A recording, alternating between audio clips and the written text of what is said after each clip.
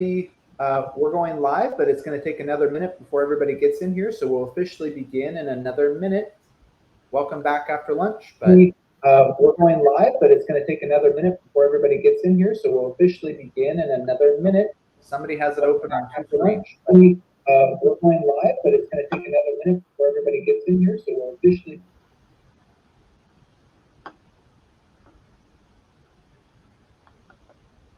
So once again, hello everyone.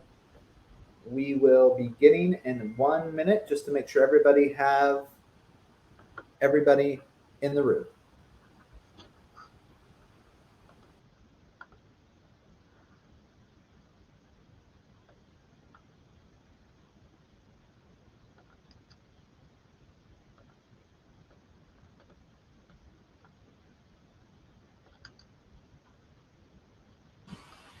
Okay, it looks like everybody has joined us.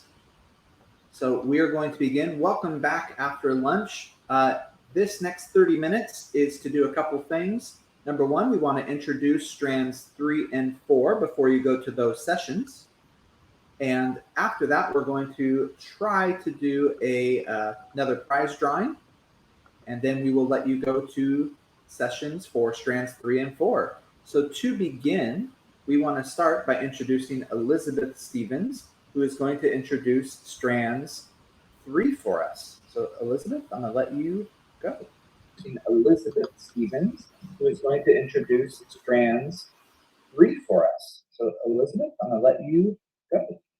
Elizabeth Stevens, who is going to introduce strands 3 for us. So Elizabeth, I'm going to let you go. Elizabeth Stevens, who is going to introduce strands 3 for us. So Elizabeth, I'm going to let you go. All right. Elizabeth Stevens, who is going to introduce strands 3 for us. So Elizabeth, I'm going to let you go. All right. Elizabeth Stevens, who is going to introduce strands 3 for us. Elizabeth, I'm not sure what's going on there, but I hear a lot of voices. Looks like you have one of the browsers open that is playing this live. So if you could close that. Oh, just lost her. Sorry about that, everybody. So when you're watching yourself, it's going to echo. But Elizabeth will join us back in a minute.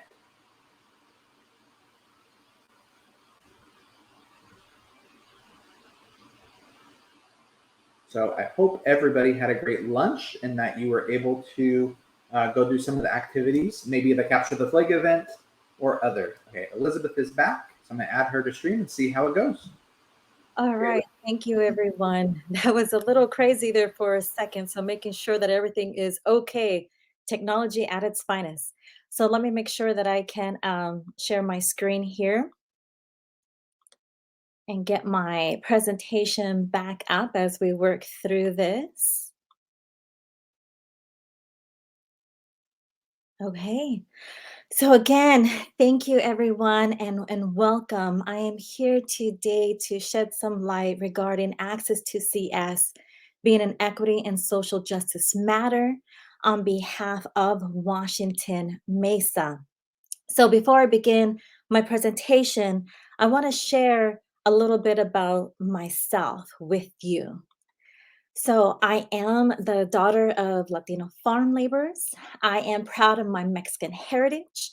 I am a wife. I am a mom. And I am a material science engineer. I was that girl who spent my summer and breaks working in the fields of the Yakima Valley. That is where I was born and raised. And I went from a P&L intern, began in high school, to a material science engineer, graduating from the University of Washington. So from my Huskies, love you.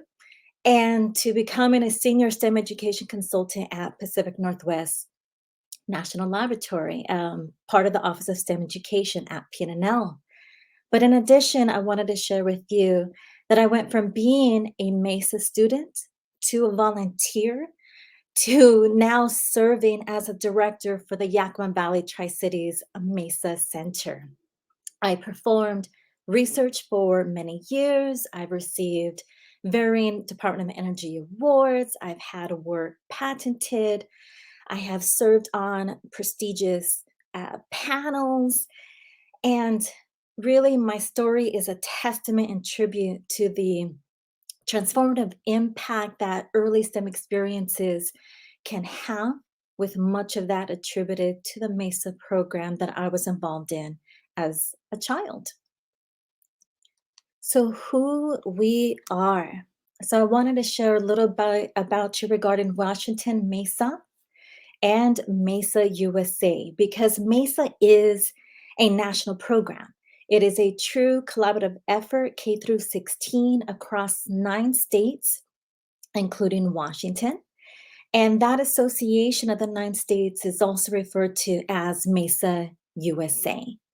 And in Washington itself, there are 6 centers across the state under the Washington Mesa umbrella where we all share a similar mission and vision. Washington Mesa recognizes that there is an urgent need to diversify the STEM workforce and to promote inclusion and equity and increase achievements of those who are historically underrepresented within STEM fields, that we need to be able to increase that across all STEM careers. And our programs are designed to decrease disparities and inequalities within STEM, again, by increasing that representation. So we do aim to serve, women, African Americans, Latinx, Hispanic, those of Native American and Native Hawaiian Pacific Islander populations. And more importantly, the reason that we do this is because we want to enable all of our students opportunity, access, sex, and success for a STEM focused future.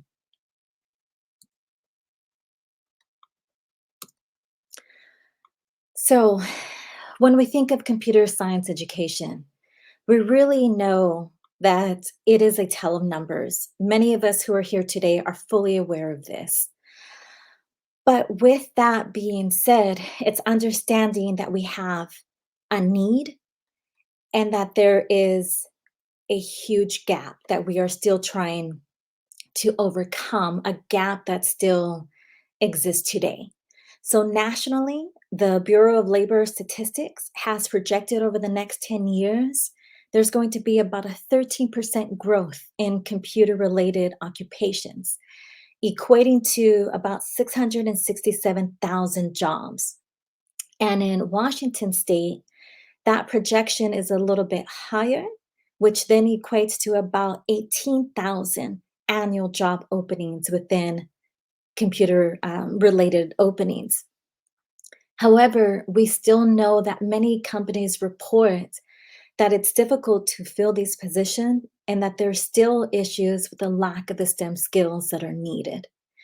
And so we have the gap that needs to be addressed, the gap of underrepresentation, the gap of lack of access, and the gap of digital divide. Those are some of the three that we continue to need to be able to overcome. These are some of the key barriers. And when we look at those who come from groups that remain underrepresented in the workforce relative to their overall presence in the population, women 21 and older account for 52% of the US population, but within computer related fields, they only represent roughly 27%. For those of us who come from underrepresented groups, 21 and older, they account for 28% of the US population. And then unfortunately, when it came to COVID really laid bare to the longstanding inequities and access to laptops and to broadband connections that are necessary to expand the availability across cultures, English language barriers, our rural students, and those with disabilities. It really amplified the disparities and the inequities due to the pandemic and the lack of connectivity. And so, how are we supposed to continue to support CS education, knowing that there are still gaps that need to be fulfilled? So, when it comes to bridging that gap, Back in 2015, Mesa USA made a commitment to computer science and technology because we needed to ensure that our students, the students that we served, were prepared with the skills and experiences that reflect that are those that are important within CS and C and STEM careers. So we just kind of began, how do we set this foundation? And one of the commonalities that we have as a collective is a national engineering challenge. So we thought, how about we start there? Challenges that are familiar, but that we can introduce new CS concepts via Arduino and via coding. But we also wanted to make sure that we increase those experiences, those exposures, engaging with professionals, those within varying computing careers and pathways, and of course, ensuring that our students had the tools and materials that were needed, as well as our educators within the program providing teacher professional development. And we focused on Scratch and Arduino and the Circuit Playground Express, but it still was not enough. And understanding why it still was not enough. And understanding that we needed to better be able to connect the need of computer science education and learning to code as that starting place. So what we began to do is we transitioned. We transitioned into creating challenges for our students where they involved into applying a human-centered design approach. And what that did is it gave our students this mindset of design thinking and especially with empathy. And then it evolved into designing solutions that addressed an inequity, and now to designing for equity within someone's own respective community. And what this did is that it really began changing the narrative. Coding was always a key component. So when we had used a specific microcontroller to opening it up to multiple microcontrollers to now to a coding element.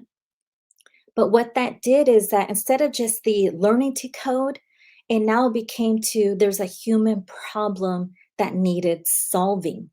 Students can now see how coding can help solve problems. Students who may have felt excluded were now being included and have found a new community where they had a sense of inclusion. It increased student engagement. Students were becoming more vested, and students can now see how computer science can make a difference in their lives. And briefly, I'll give you an example. One of our new middle school teams who had participated in this challenge, one of the team members had contracted COVID, and not just herself, but many within her own family. And so it was very important to her to be able to create something that could help address this health inequity. And especially because of people of color and those who were at increased risk of falling ill to COVID. She wanted something to help ensure their safety and well being. And now she had this target user, these humans. She herself was one of them, and what could she do to now make a difference? And so they didn't know the how or the what, but they wanted to be able to create something where they could sense if an individual was within 6 feet versus 3 feet to overall ensure their safety and health and well-being. Now they were vested. Now it was personal. Now they had a reason to be able to learn how can coding now help them solve a problem? And so when it comes to the relevancy and being able to promote equity and being able to create solutions that can help address any of these injustices that we may be observing, we can really utilize computer science to help us champion this STEM identity. Now we can bring in relevance. We can bring in the impact.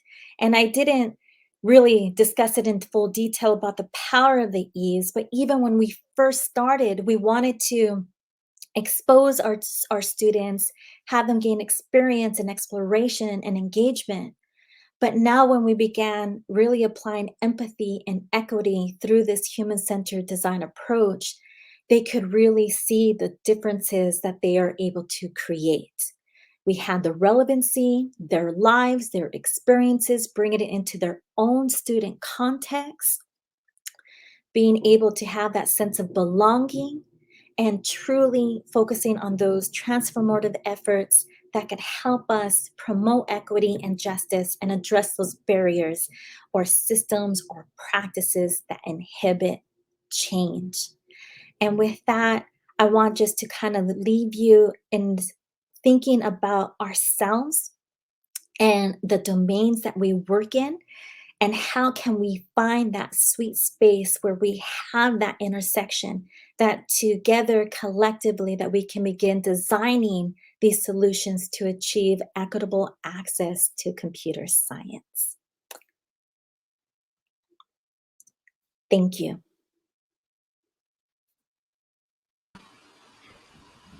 I just wanted to say thank you, Elizabeth. That was incredibly powerful. I'm going to be hopefully getting a copy of that slide deck. I love the power of the E's.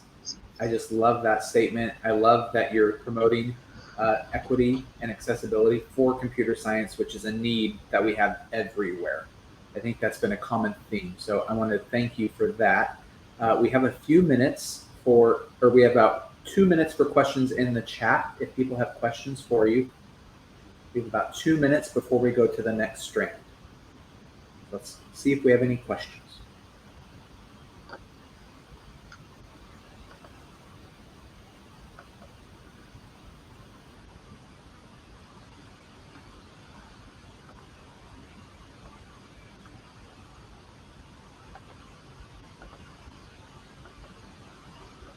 Okay. So I'm not seeing any questions, but we really, really appreciate you being here, introducing our strand. And that brings us up to what sessions do we have to work with strand 3. So I'm going to share that really quickly.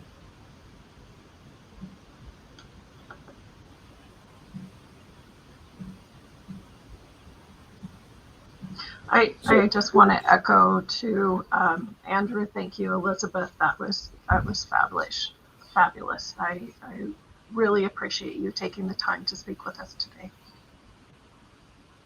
So in strand 3, access to computer science is an equity and social justice matter. From 1 to 2, we have building equitable connections and literacy in computer science education. Computer science is an equity issue, and accessible computer science. So those 3 sessions will be running from 1 to 2 if you're interested in attending those from strand 3. And with that, we're going to talk about strand 4 briefly and then introduce what those are. So Shannon? Okay. So strand 4 is about school reform and an improvement. And I think one of the things we need to do is really look at how are we going to integrate computer science. And it really is school reform, and it will bring improvement across the curriculum. So how do we do this? How do we ensure that students are prepared for jobs of tomorrow? And as in the keynotes that we've heard before, you know, we are in a data industry where we need to be able to have students that can interpret that for us. There's also artificial intelligence, there's cybersecurity, there's so many things that we need students to be able to be prepared for those jobs in the future. So how can we do some of this? Well, we've been working a little bit with the script rubrics and the script values and philosophies around integrating computer science into your schools. One of the most important parts of that is really looking at that professional development. We need to get more training for teachers. We need to support them in their learning. Hopefully, we'll be able to get some more funding as well. We will introduce you guys to your regional representatives. We would love to get you connected with them to look at those offerings, that professional development they have available. We also need to really look at the career education. It's not coding. Nobody's going to sit there and code all the time in computer science. So what are those careers that are out there? Do they understand that they can do this within their passion area? So just like we talked earlier about ag and biology, there's so many different areas that computer science touches, and also career pathways. It's not just coding, and we somehow need to get away from that as well. How can we get students interested in being an elective? We talked about this last night as well. Computer science is sometimes not prioritized in schools. So how do we get students to become excited and engaged and want to attend our classes? We have been working with, it's called, so the Workforce Learning initiative that's there to create programs, some mentors. What are mentors? How do we get internships? How do we get apprenticeships? How do we help our students, make that connection?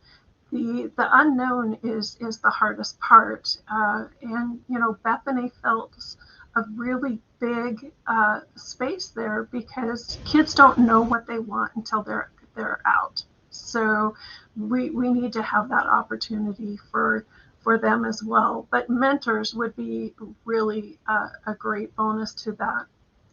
And then the coding for kids, there's all sorts of possibilities around this, but engaging your community, engaging families and parents are really important with this.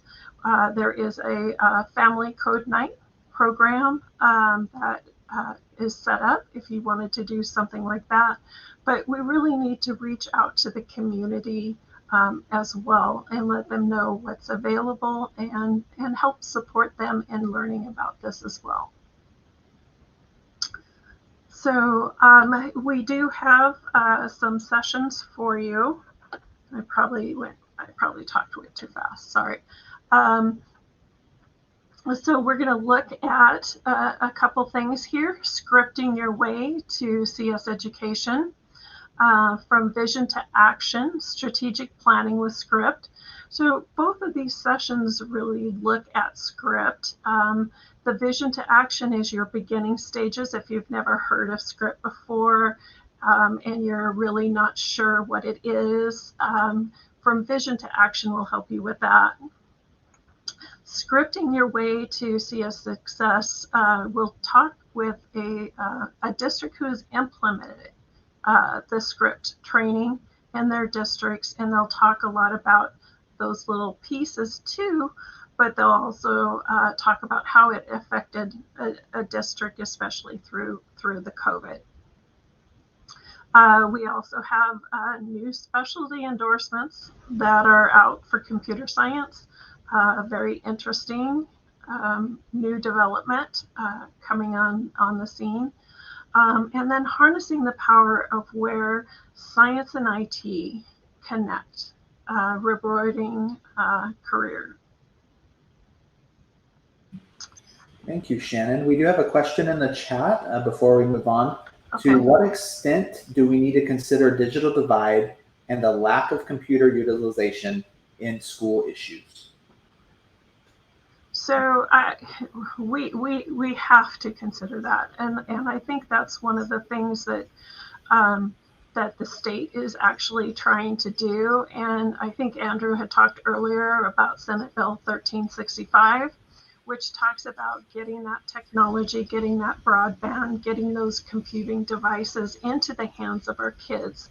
And so that bill passed last year, and they are working on that. They are working with internet providers. They're trying to find ways to reach those real rural and isolated schools. And there are some that are here in our state. So we have to consider that. We have to also know that those places need computer science as well.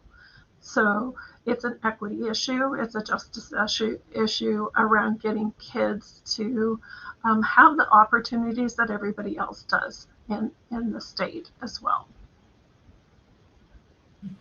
Thank you, Shannon. So those sessions for both Strand 3 and 4 begin from 1 to 2 p.m. So that's in about 4 minutes. Before we send you off to go to those, Joel's going to come on screen for us and announce a couple of winners. So Joel? All right, hey everyone. Real quick, if you could go to the slide that has, I think it's a couple down from there. I just want to remind everyone that we have contacts up on the participant experience page to connect with your regional CS lead. And these prizes are prizes in a sense, but they really are meant to be put into use in a school or a classroom. And if you don't know how to do that yet, or you want some support or some development with your regional lead, then please plug in with us and get in touch so that we can help you, for example, come up with some ideas on how to use 30 microbits in a classroom and what to do with it. So without taking too much time here, we're going to first reveal the winner here of the AI plushie from code.org. I'm just going to do that by revealing it here, and that is Dawn Johnson.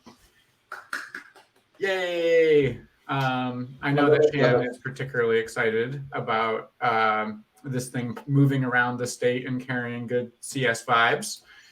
And then we're going to announce right now 3 of the winners of a microbit classroom bundle. And we're going to save the last 2 winner announcements for the classroom bundle of microbits for the very end and the closing. So we're going to announce 3 of them now, 2 of them at the end to sort of hopefully have some people stick around and also celebrate the last couple strands. So revealing the first 3 bundles of microbits going to educators.